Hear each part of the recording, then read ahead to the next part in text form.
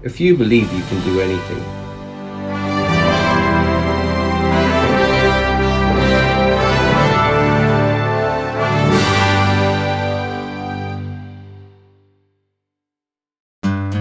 In this video, I will talk about chorioamnionitis. I will cover definition, diagnosis, and treatment. If you want to support this channel and see more videos like this, please like and subscribe. Don't forget to hit the bell button to be notified when a similar video is posted. Let's get back to it.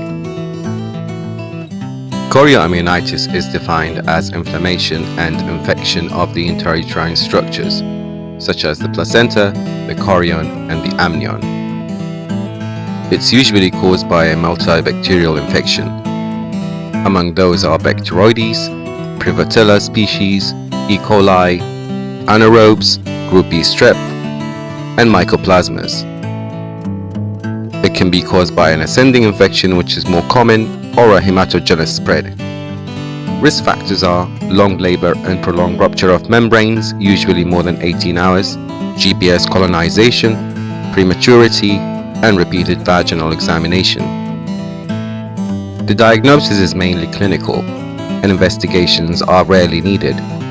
The diagnosis consists of the presence of fever plus maternal and fetal tachycardia in the absence of other localizing signs of infection.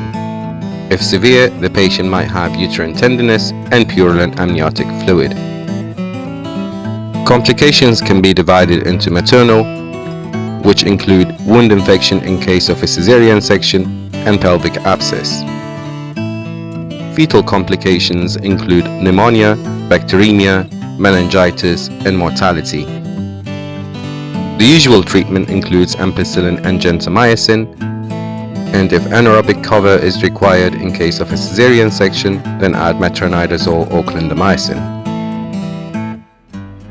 Don't forget to check out my books on Amazon.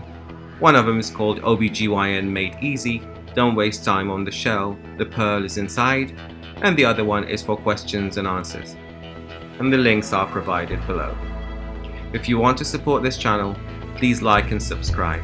If you have any question or any suggestions, please leave them in the comments below and I will do my best to address them. Guys, my commitment to you is to provide you with the latest information based on the most recent American College of Obstetrics and Gynecology guidelines. Thank you and see you next time.